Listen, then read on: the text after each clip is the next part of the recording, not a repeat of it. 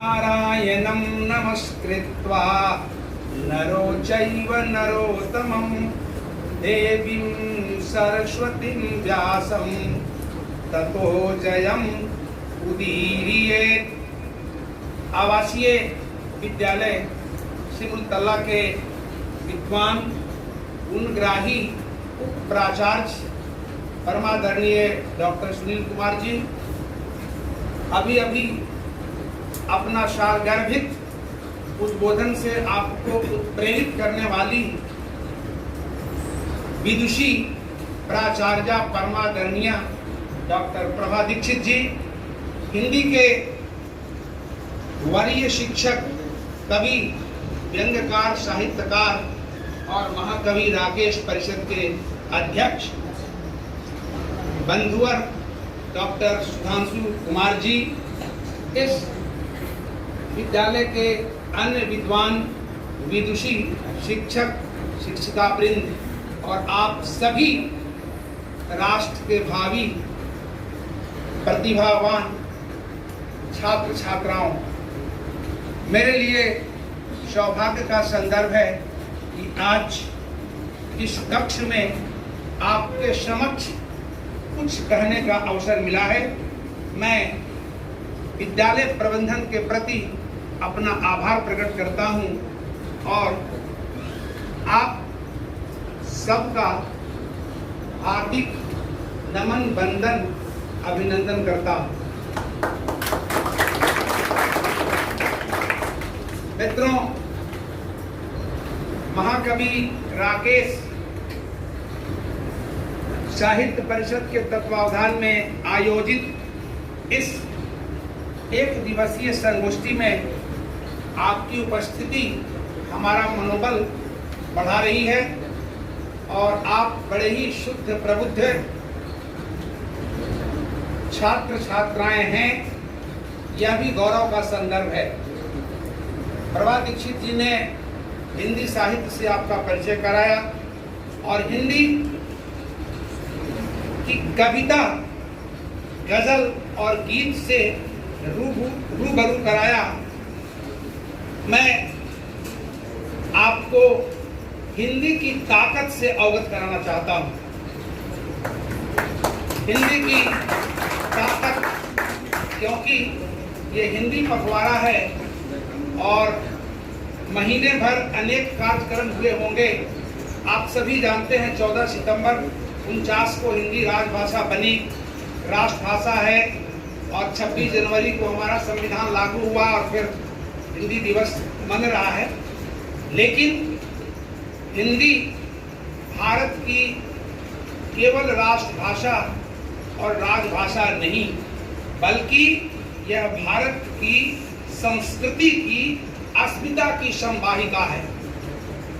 हिंदी भारत माँ के ललाट की बिंदी है और जो व्यक्ति राष्ट्र, अपनी माता, अपनी मातृभाषा और अपनी मातृभूमि का समादर नहीं करता, वह कभी काबिले तारीफ नहीं होता और ऐसे कृतज्ञ व्यक्ति के लिए इस संसार में कोई जगह नहीं। इसीलिए हिंदी के कवि ने लिखा कि जिसे जन्म की याद आती नहीं है, जिसे जन्म की भूमि भाती नहीं है, जिसे मातृभाषा आती नहीं है, कृतघ्नी भला कौन ऐसा मिलेगा, उसे देख जी क्या किसी का खिलेगा।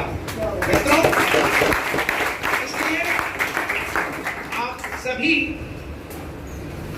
हिंदी के सारथी हैं और हिंदी अब केवल भारत की सीमा तक नहीं बल्कि 7 समंदर पार तक पहुंच चुकी है और विश्व के 135 देशों के विश्वविद्यालयों में हिंदी का अध्ययन अध्यापन हो रहा है।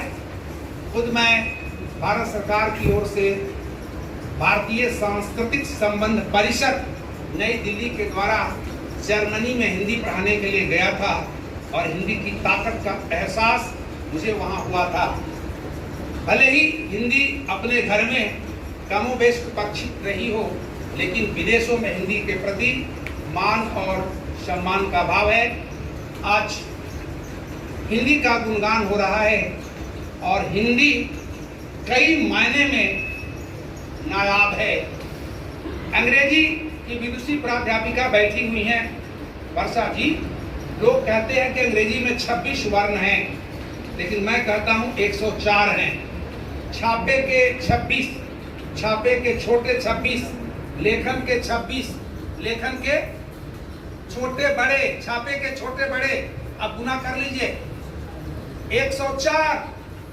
हिंदी में ये स्थिति अरे नहीं है, न छोटे का सवाल है न बड़े का सवाल है, यहाँ तो सभी एक समान हैं। दूसरी बात कि हिंदी में जो आप बोलते हैं वही आप लिखते हैं, और जो लिखते हैं वही आप पढ़ते हैं। अंग्रेजी में आप लिखते हैं BUT, बूट, पढ़ते हैं बट, पढ़ते हैं ना। लिखते हैं केनाइफ, पढ़ते हैं नाइफ। हिंदी में ऐसा कुछ भी नहीं। अगर राम सीता जो भी लिखते हैं तो वही आप पढ़ते हैं। हिंदी अक्षरिक लिपि है, अर्थात हिंदी में ऐसा प्रावधान है कि आप उल्टा सीधा एक समान भी लिख पढ़ सकते हैं। जब हम लोग छोटे थे तो दादाजी कहते थे 3 अक्षर का मेरा नाम उल्टा सीधा। अब क्या कहते थे? जहाज, डालडा। 5 अक्षर का मेरा नाम उल्टा सीधा, नवजीवन आदि आदि। संस्कृत में एक महाकाव्य है राघव पांडवीयम, आप नेट पर भी देख सकते हैं। आप अगर सीधा पढ़ रहे हैं तो राम कथा निकलेगी, और यदि उलट के पढ़ रहे हैं तो पांडव कृष्ण कथा निकलेगी। उसका नाम ही है राघव पांडवीयम।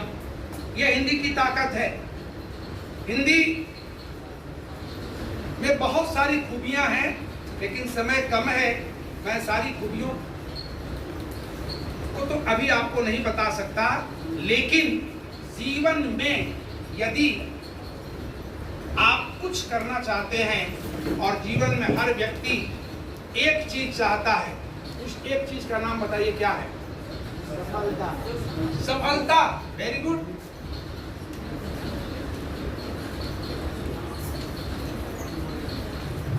सफलता सभी की चाहत है, मगर सफलता मिलती कितने प्रतिशत लोगों को है? 5%। 95% लोग सफलता की चाह लिए गंगा घाट पहुंच जाते हैं। हिंदी में वो ताकत है जो आपको सफलता प्रदान कर दे। आप कहेंगे कैसे? मैं आपसे जानना चाहता हूं कि मनुष्य की कितनी इंद्रियां हैं? ये तो बहुत गड़बड़ है, आपने अपनी नाक कटा दी। मनुष्य की कितनी इंद्रियां हैं? This is the question and your answer is 5. It is 100% wrong. 10, 10. मैं अपने व्याख्यान के दरमियान आपसे कुछ प्रश्न पूछूंगा, जिसने बिल्कुल सही जवाब दिया 5 का कुछ इनाम देके जाऊंगा। अलर्ट रहिएगा, भागवत कथा नहीं हो रही है। 10 इंद्रियां हैं, 5 कर्म इंद्रियां हैं और 5 ज्ञान इंद्रियां हैं। कर्म इंद्रियां जिससे आप दैनिक कर्मों का निष्पादन करते हैं, हाथ, पैर, मुंह, लिंग और गुदा। ज्ञान इंद्रियां जिससे आप जगत का ज्ञान प्राप्त करते हैं, आंख, कान, नाक, जीभ और त्वचा। Very good. और इन 10 इंद्रियों का एक है राजा। उस राजा का क्या नाम है? मन। राजा का नाम क्या है? मन। सबके पास है ना जी। सबसे बदमिजाज प्रजा है कि राजा है? अरे राजा है। करप्शन नीचे से नहीं, इसको समझ लीजिए। भ्रष्टाचार की गंगोत्री हिंद महासागर से नहीं, हिमालय की गंगोत्री से निकलती है। राजा से शुरू होती है, तब वो प्रजा में व्याप्त होती है। मनुष्य की जो इंद्रियां हैं वो निकृष्टतम चाहती हैं कि श्रेष्ठतम चाहती हैं? वेरी गुड, श्रेष्ठतम। जैसे आंख सुंदरतम देखना चाहती है, कान मधुरतम सुनना चाहता है, नाक परफ्यूम के लिए आकुल व्याकुल नहीं रहती है, और जिह्वा मिठाई के लिए लप लप। त्वचा शीतलता का स्पर्श चाहती है, हाँ या ना? तो ये सभी इंद्रियां सर्वोत्तम चाहती हैं, मगर सबको सर्वोत्तम मिलता है क्या? नहीं मिलता है। और इन इंद्रियों का जो राजा है, जो रात दिन बजाता राजा है, यही तो कहता है कि आवासीय विद्यालय सिमुलतला में नामांकन हो गया है, क्लास करना जरूरी नहीं है। अभी पढ़ने की जरूरत नहीं है, अभी फॉर्म नहीं भरा गया है, अभी परीक्षा की तिथि घोषित नहीं हुई है। ये सब कौन बहकाता है? क्लियर? इसलिए जीवन में अगर कहा जाए कि आप सफलता प्राप्त करना चाहते हैं और इसके लिए आप उपाय कीजिए, तो यदि आप साधारण होंगे, मूर्ख होंगे, सूरदास की तरह, तो अपनी आंख फोड़ लेंगे, बिना आंख रहेगी, ना रूप देखेंगे और ना नौबत मारपीट की आएगी। कान में रुई लगा लेंगे। लेकिन अगर विवेकवान व्यक्ति होगा, डॉक्टर सुनील कुमार और सुधांशु जी तरह आंख कान नाक बंद नहीं करेगा, वो क्या करेगा? अरे इन इंद्रियों के राजा की नकेल कस देगा। क्योंकि राजा जब बस में होगा तो प्रजा अपने आप, बहुत मैथमेटिकल भाषा में बोल रहा हूँ और बहुत संक्षेप में चाहता हूँ कि कुछ दे करके यहाँ से निकलूं, क्योंकि जो मान सम्मान मुझे यहाँ मिल रहा है, मैं अभिभूत हूँ और कुछ की बात कर रहा हूँ, सब कुछ की बात नहीं कर रहा हूँ। और परमात्मा ने संसार के प्रत्येक प्राणी को कुछ न कुछ दिया है जो केवल उसके पास है। यदि उस व्यक्ति ने अपने उस कुछ को सब कुछ बना लिया तो बल्ले बल्ले, और यदि उसने अपने कुछ को तुच्छ बना दिया तो तले तले। इसलिए आप कान खोल कर सुन लीजिए कि आपके पास भी परमात्मा ने कुछ, बस उस कुछ को पहचान लेना है और कुछ को सब कुछ बना लेना है। अगर बना लिया तो पूरी दुनिया अपने मुट्ठी में कर ली। तो जो विवेकवान और बुद्धिमान होगा वह आंख कान नाक बंद नहीं करेगा, राजा को ही कैद कर लेगा। एक छोटी सी कहानी मुझे याद आ रही है, आप सुनना चाहें तो मैं सुना दूं। जी हाँ, बहुत पहले की बात है। सिमुलतला के रेलवे स्टेशन के करीब एक बुढ़िया तपस्या कर रही थी और उस बुढ़िया की तपस्या से शंकर भगवान प्रकट हुए। 80 साल की अंधी बुढ़िया, शंकर भगवान प्रकट हुए और शंकर भगवान ने कहा, माँ तेरी तपस्या से मैं अभिभूत हूं, कोई वर मांग। पूरे सिमुलतला के सभी लोग पहुंच गए और अपनी अपनी आकल बुढ़िया को देने लगे। किसी ने कहा, बूढ़ी माँ तुम 80 साल की हो, जवानी मांग लो। किसी ने कहा, कुरूप हो, रूप मांग लो। किसी ने कहा अंधी हो आंख मांग लो। शंकर भगवान ने अपना त्रिशूल घुमाया और कहा कि वरदान बूढ़ी माँ को मिला है, इसलिए मांगने का हक भी माँ को है। इस देश में, भारतवर्ष में सबसे ज्यादा अगर संख्या है, जानते हैं किनकी है? रायचंदों की है। रायचंद बिना मतलब के भी एक राय देंगे। बात पहुंच गई? पहुंच गई? बताइए कि बात पहुंच गई। इसलिए पीछे तक आवाज आ रही है बेटा? जानी चाहिए। चलिए, अगर अब तक आपने मेरी बात कान से सुनी होगी तो उस 80 साल की अंधी कुरूप बुढ़िया की बात को ध्यान से सुन लीजिएगा। उस बूढ़ी माँ ने कहा कि भगवान पहले तो आप चरण स्पर्श कराइए, मैं आपको प्रणाम कर सकूं। मेरे पास आंख तो नहीं है मगर मैं छू तो सकती हूँ। भगवान शंकर ने चरण स्पर्श कराया। कहा माँ मेरे पास समय नहीं है, मुझको जल्दी देवघर भी जाना है, बासुकीनाथ भी जाना है, इसलिए एक वरदान जल्दी जल्दी मांग ले। बूढ़ी माँ ने कहा हे भगवान, यदि वाकई आप मुझ पर प्रसन्न हैं और एक ही वरदान देना चाहते हैं, मेरी इच्छा है कि मैं अपनी संततियों को सोने के कटोरे में दूध भात खाते हुए देखना चाहती हूँ। ताली तो बनती थी मगर आप गौतम बुद्ध के शीश लगते हैं।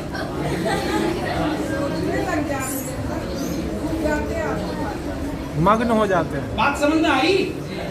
नहीं आई होगी, अब आएगी। बूढ़ी माँ ने कहा, नीतू जी समझ गई, वर्षा जी भी समझ गई है, इसलिए मुस्कुरा रही है। प्लीज। बूढ़ी माँ ने कहा कि मैं अपनी संततियों को सोने के कटोरे में दूध भात खाते हुए देखना चाहती हूँ। सिमुलतल्ला वाले माथा ठोक लिए कि बूढ़ी माँ का दिमाग खराब हो गया, इन्हें रांची भेज देना चाहिए था। मगर शंकर भगवान ने अपना माथा पकड़ लिया और कहा कि बाप रे बाप, हमने तो एक ही वरदान कहा था, इसने सब कुछ मांग लिया। This is called talent, this is called intelligence. जैसे प्लीज प्लीज, जैसे उसने कहा संततियों को, तो शंकर भगवान को उस 80 साल की बूढ़ी माँ को जवान करना पड़ा, रूप देना पड़ा। अर्थात शंकर भगवान को उस बूढ़ी माँ को मिल्की व्हाइट करना पड़ा, अमेरिकी हाइट देनी पड़ी, कैरियर ब्राइट करना पड़ा और मनी टाइट करनी पड़ी।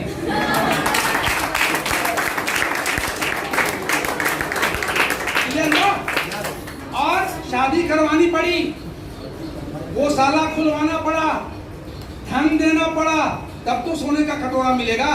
और संततियों को, मतलब जब तक सूरज चांद रहेंगे उस बुढ़िया का नाम रहेगा, वो अमर हो गई। इसको कहते हैं इंटेलिजेंसी। अगर आपको शंकर भगवान मिल जाए, सिमुलतला गेट पर तो आप क्या मांगे पता है? अरे आप सैमसंग का सबसे बढ़िया मोबाइल मॉडल मांगिएगा।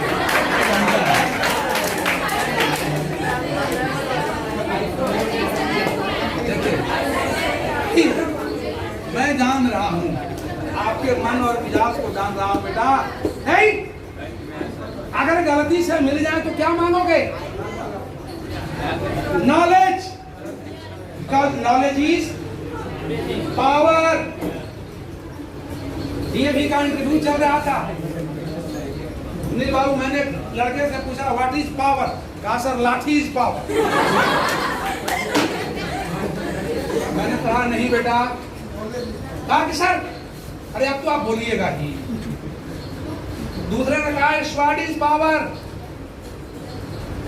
तीसरे ने कहा sir AK-47 is power. No, these all answers were wrong. Knowledge is power. Mission is knowledge and knowledge Yes, is power. yes.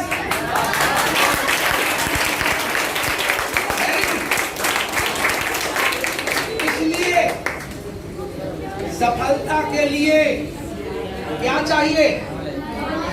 Knowledge. और नॉलेज प्राप्त, मिडिल स्कूल का हेडमास्टर बन जाते हैं तो बड़ी कृपा होती है। और आज के जितने बच्चे हैं वो 24 घंटा सपना देखते हैं, IAS, IPS और न जाने क्या क्या।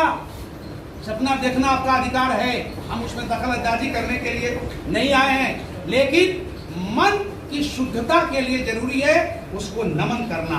नमन सिखाइए, नमन। और मन यदि तुम अहंकारी है, यही कहता है कि इनको पढ़ाने नहीं आता है तो खाली लिखवाती हैं, इनको प्रणाम। ये तो केवल पीटते हैं या पीटते हैं, ये डांटते हैं। मन बहुत अहंकारी है। मन को जब नमन करना आ जाएगा, नमन प्रणाम अद्भुत ताकत है इसकी। इसलिए कहते हैं कि सूखी उम्मीदों की कोई डाली नहीं होती, बंद किस्मत की कोई ताली नहीं होती। झुक जाए तो माँ बाप और गुरु के चरणों में उसकी झोली कभी खाली। ये नमन अद्भुत ताकत है। दुश्मन को भी नमन करेंगे तो क्या कहेगा? मर जाइए। रामचरितमानस अब पढ़ते हैं। रामचरितमानस में कितने कांड हैं? Very good. भगवान राम के बारे में तुलसीदास ने लिखा है कि प्रातः काल उठी कहे रघुनाथा, मातु पिता गुरु नावहि माथा। प्रणाम कीजिए माता पिता गुरु, श्रेष्ठ जनों को मिलेगा क्या? आशीर्वाद। मन शुद्ध होगा, और यदि मन नमन में न रमता हो तो इस न को आगे ले जाइए। मन हो गया और यहां लग जाएगा क्या? मैथमेटिकल भाषा में क्या बन गया? मनन माने चिंतन। पढ़िए। अगर आगे बढ़ना है तो पढ़ना होगा, मनन करना होगा, क्योंकि labour never goes in when. परिश्रम का फल कभी बेकार। और आप कहें गुरुजी हम दोनों करेंगे, मतलब नमन भी करेंगे और मनन भी करेंगे, आपको क्या प्राप्त होगा? नहीं, इक्वल टू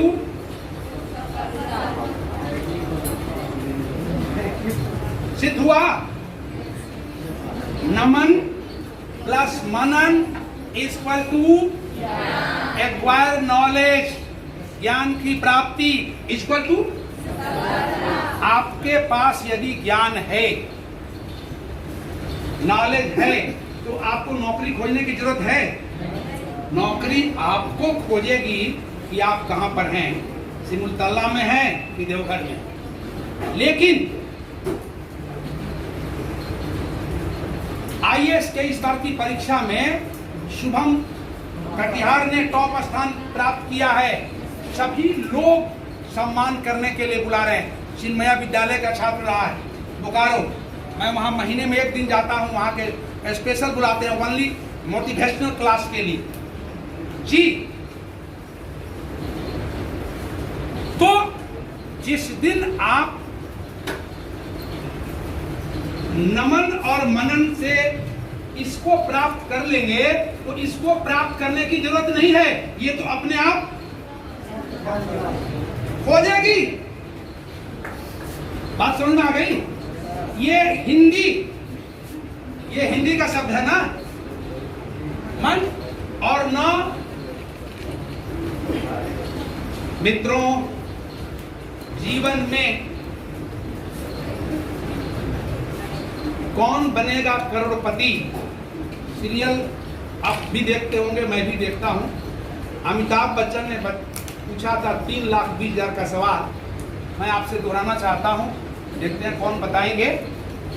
जो सही सही बताएंगे उनको इनाम जरूर देंगे हम कुछ। बी अलर्ट, 1 मिनट का टाइम देंगे। रेडी? आपका समय शुरू होता है अब। मनुष्य जीवन की 4 अवस्थाएं, 4 चरण कौन कौन हैं? जो बताएं खड़ा हो जाएं। मात्र 40 सेकेंड और है।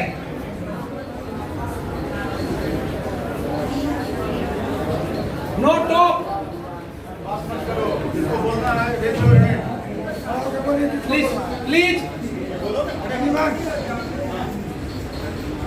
बाल्यावस्था, किशोरावस्था, प्रौढ़ावस्था,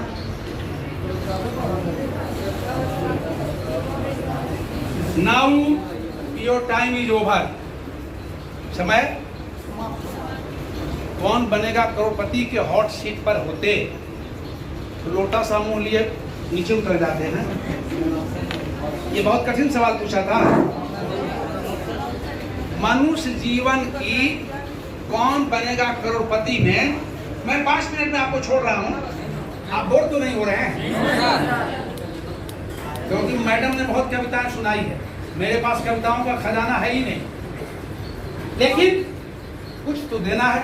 बहुत सारगर्मित है मित्रों, कौन बनेगा करोड़पति में 3,20,000 का सवाल था, और आप ही नहीं जो हॉट सीट पर खेल रहे थे वो भी लुढ़क गए, 10,000 पर आ गए। मानो लेकिन ताली बजा के चलिए, हम अकेले नहीं है।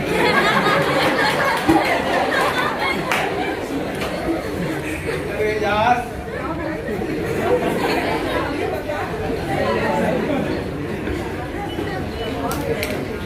प्रवीण जी गायब हो गए थे बीच में, आप गायब मत होइए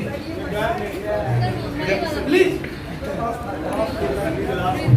चलिए, मैंने कहा था कि सभी शिक्षक भी रहेंगे तो उनका भी मनोरंजन प्लस ज्ञानवर्धन जरूर होगा। ये नहीं कि वो जहाँ हैं वहीं रहेंगे। ये भी पांडे का संकल्प है कि 2-4 कदम उनको, अरे नहीं चाहेंगे तब बढ़ा देंगे। बोले गुरुजी चाहेंगे तब, उनको तो उड़ा देंगे। आप कहिए कि सर हम उड़ना नहीं चाहते हैं। उड़ना नहीं चाहते, चाहते हैं तो उड़ने के लिए ये तो मैं मंत्र दे रहा हूं। चलिए मैं आपको बता दे रहा हूं। मनुष्य जीवन की 4 अवस्थाएं, 4 चरण हैं। नंबर 1 ब्रह्मचर्य आश्रम, 2 गृहस्थ आश्रम, 3 वानप्रस्थ, 4 संन्यास, और सबकी आयु 25। चाणक्य नीति में 1 लाख का श्लोक है जो मैंने आपके लिए लिख दिया है गलती से, कि प्रथमे नार्जितम विद्याम, द्वितीये नार्जितम धनम, तृतीये नार्जितम पुण्यम, चतुर्थे किं करिष्यसि। बहुत जल्दी में मैं 1 घंटा कर व्याख्या करूं तब भी कम पड़ेगा, लेकिन मैं 3-4 मिनट में निपटा दूंगा। प्रथमे नार्जितम विद्या, 1 से 25 तक ब्रह्मचर्य आश्रम। विद्यार्जन जिसने नहीं किया, न अर्जितम विद्या, those who have not acquired knowledge at the age till 25। द्वितीये नार्जितम धनम, 26 से 50 तक जिसने धन नहीं कमाया।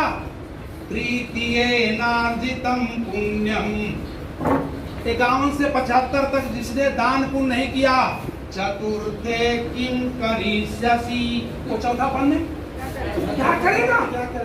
और मनुष्य की प्रवृत्ति है कि वह हर काम आज नहीं कल के भरोसे टालना चाहता है। साहित्य में इसके लिए कोई गुंजाइश नहीं। बोले उदाहरण दीजिए। कबीर खड़े हैं, काल करे सो आज कर, आज करे सो अब, पल में परलय होएगी, अब बहुरी करोगे कब। संकल्प लीजिए कि कल का काम आज करेंगे। ये 4 जो अवस्थाएं हैं, जिसका चलिए, पहला चरण विद्यार्जन ठीक नहीं हुआ, उसका दूसरा धनार्जन ठीक होगा, तीसरा पुण्यार्जन ठीक होगा, चौथा में तो बल्ले बल्ले रहेगा कि तले तले? आंख आंसू सूखेगा? नहीं सूखेगा। लेकिन जिसका पहला ठीक हो गया विद्यार्जन, उसका दूसरा भी धनार्जन ठीक हो जाएगा और पुण्यार्जन भी ठीक होगा। चलिए, मैं तीसरी व्याख्या आपको दे रहा हूं। दो स्थितियां हैं, एक लायक बनने की और एक, हर व्यक्ति लायक ही बनना चाहता है ना। अगर आप भगवान न करे नालायक बने, मेरी भी प्रार्थना यही है, लेकिन हमारे हाथ में कुछ नहीं है। लायक या नालायक बनना आपके हाथ में। यस, अगर आप नालायक बने तो सबसे पहला कष्ट किसको होगा? आपको होगा। फिर माता पिता माथा ठोकेंगे, बाप रे, सिमुलतल्ला में पढ़ाया था। फिर शादी होगी ना, तो शादी के बाद पत्नी है तो पति माथा ठोक लेगा। गड्ढे होते हैं। और यदि पति है तो पत्नी माथा ठोकेगी कि लोढ़ा कहाँ था।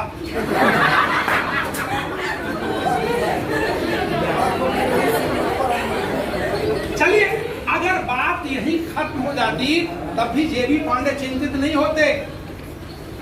10 महीने के बाद मुन्ना राजा आएंगे ना, वो भी माथा ठोक लगी, भगवान और कोई घर नहीं मिला, यही घर मिला जहाँ मुसरी पहले से ही दंड पेल रही है।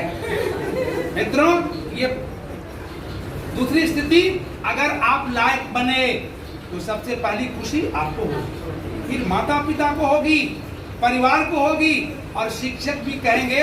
आज सबसे पहले स्टेटमेंट आया चिन्मया पुकारो का कि शुभम मेरे स्कूल का छात्र है। आप जब लायक बनेंगे तो सिमुलतल्ला विद्यालय गौरवान्वित होगा। सुनील बाबू कहेंगे कि हमारे स्कूल की छात्रा थी, सुधांशु जी बोलेंगे हमारे ही स्कूल का प्रोडक्ट है। इनकी भी छाती चौड़ी होगी ना, आपकी होगी। और जिस घर में दुल्हन बन के जाइएगा, सास आरती उतारेगी कि बहू सोने की थाली लेकर आई, लड़का होके मेरी बात पहुंच रही है, पहुंचनी चाहिए। इसलिए कोशिश करनी है कि नालायक नहीं बल्कि लायक बने। और इसके लिए सूत्र तो बहुत हैं, मगर मुझे भी ट्रेन पकड़ना है और आपके धर्म की परीक्षा में लेना नहीं चाहता, लेकिन मैं केवल एक सूत्र दे रहा हूं। फिर कभी सुनील बाबू बुलाएंगे, मेरे पास कई सूत्र हैं। एक सूत्र मैंने दिया, मन शुद्धि, मन की और मन की शुद्धि के लिए मन को नमन में लगाइए, मनन में लगाइए। मन का अभिमान गल जाएगा और मन चंगा तो आप महात्मा जी के तोते की तरह बोल रहे हैं, ठीक है ना। इसलिए आप इसकी चिंता मत कीजिए, आप चिंता इसकी कीजिए, इसकी। और ये दोनों करने से ये स्वतः मिलेगा, और ये मिलेगा तो आपको सब कुछ मिलेगा। क्योंकि संस्कृत की श्रुति है, मैडम बैठी हुई है, विदुषी संस्कृत की भी है, विद्वत्वं चैव नृपत्वं चैव नैव तुल्यं कदाचन स्वदेशे पूजयते राजा विद्वान सर्वत्र पूज्यते। चलिए, अंतिम प्रश्न है आपसे। ये नीचे का जो दोहा है उसकी कविता है, आपका समय शुरू होता है अब। कहीं सुधा देखई गरल, कहीं सुधा देखई गरल, सब कर तूती कराल, जहाँ तहाँ का कहलू कबक, मानस सकृत मराल। कवि का नाम बताना है, व्याख्या हम करेंगे।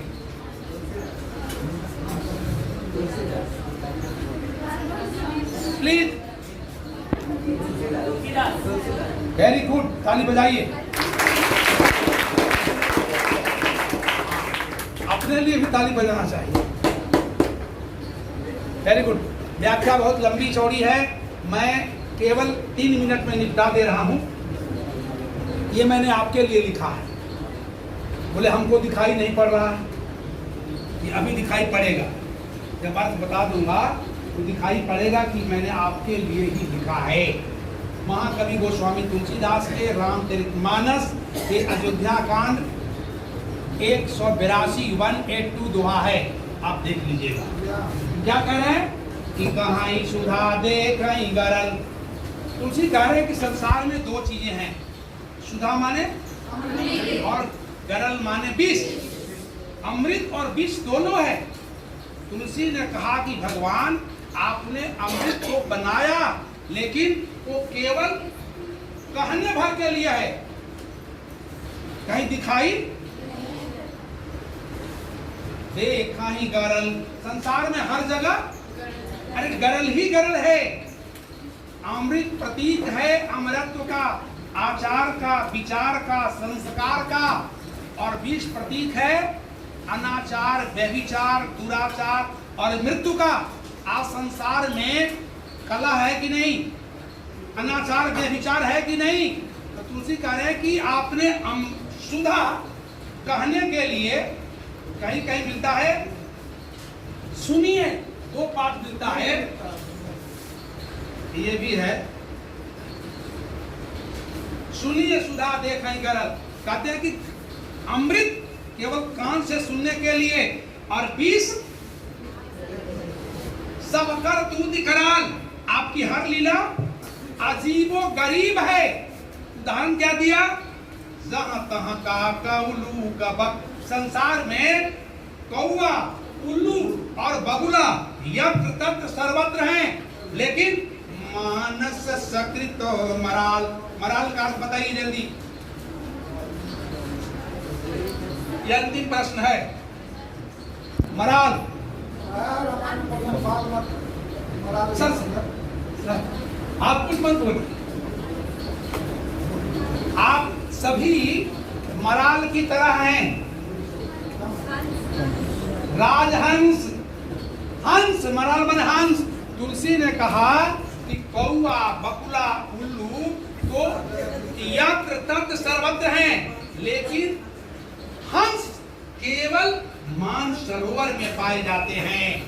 मित्रों, नालायक विद्यार्थी तो यत्र तत्र सभी स्कूलों में है। लायक, अनुशासन प्रिय, ज्ञान पिपासु, सज्जन विद्यार्थी तो सिमुलतल्ला के आवासीय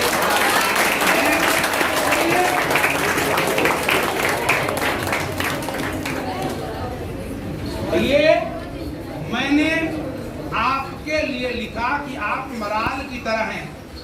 आप दुर्लभ हैं, और कोई मराल अपने गुण के कारण होता है। समय बहुत कम है।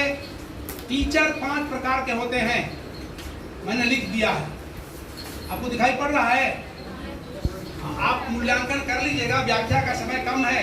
A poor teacher tells, an average teacher explains, a good teacher demonstrates, a very good teacher motivates, an excellent teacher fill up the blanks.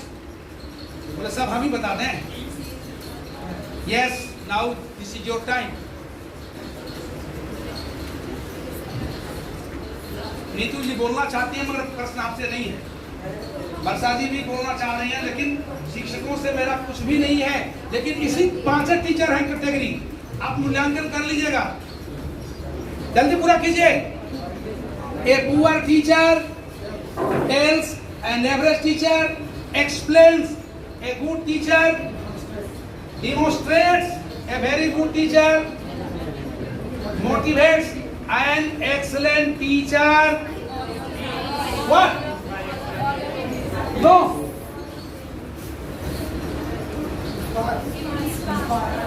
Inspires.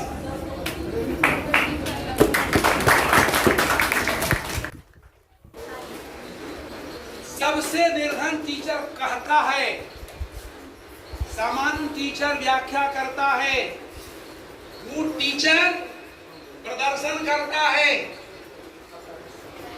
Very good teacher और सर्वोत्तम शिक्षक आग लगाता है। ऐसा क्या बोल रहे हैं आप? आग लगाना समझ गए? उत्प्रेरित करता है, आप में पढ़ने की जिज्ञासा को जगा देता है। क्लियर हुआ? इंस्पिरेशन। इसलिए बेस्ट टीचर इंस्पायर करता है। घंटे भर के अपने वक्तव्य में मैंने पांचों काम किया कि नहीं किया? तेल किया। अच्छे टीचर का गुण हमने कहा है, कभी आप बुलाइए सारे टीचर को बैठाइएगा, हम 1.5 घंटा केवल इसी पर बोलेंगे, हाउ टू टीच, कैसे पढ़ाएं। ये कला है।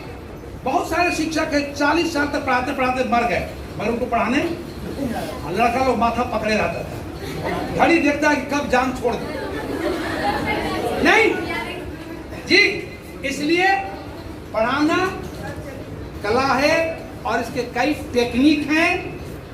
बीएड में सिखाया जाता है, लेकिन जेबी पांडे ने तो बीएड किया नहीं, 40 साल से आपके बीच हैं। मैडम ने तो बीएड एमएड सब कर लिया है।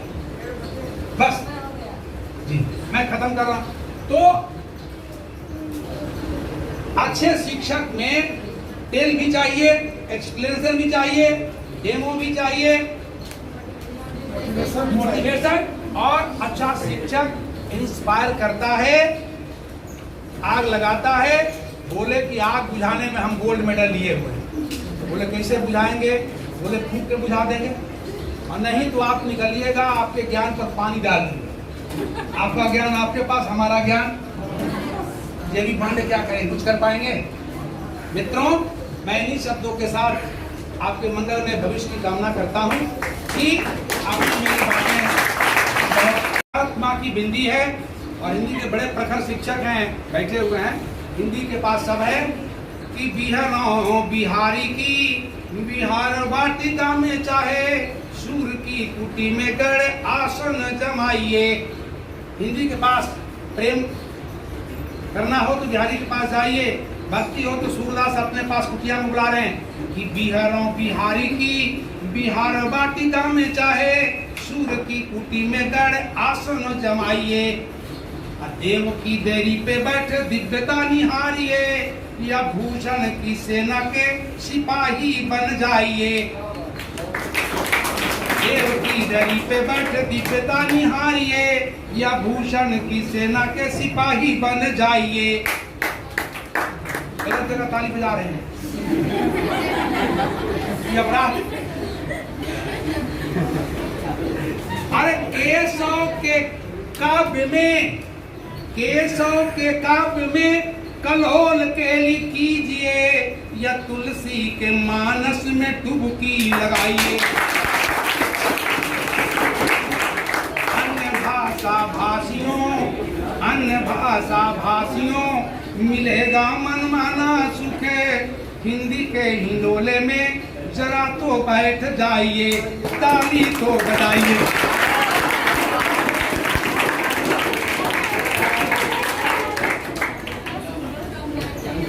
मैं इन्हीं शब्दों के साथ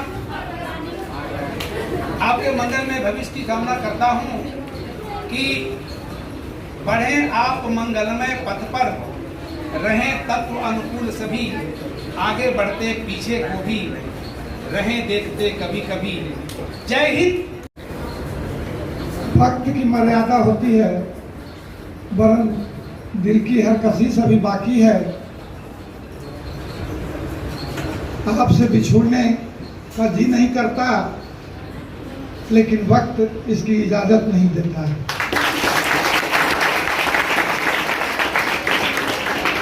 हम परम पिता परमेश्वर से यही प्रार्थना करते हैं और करते रहेंगे कि आप ये दोनों विभूति आज विद्यालय में पढ़ा रहे हैं, दीर्घजीवी रहें, स्वस्थ रहें, और अपनी ऊर्जा से इसी तरह हम लोगों को संचरित करते रहें,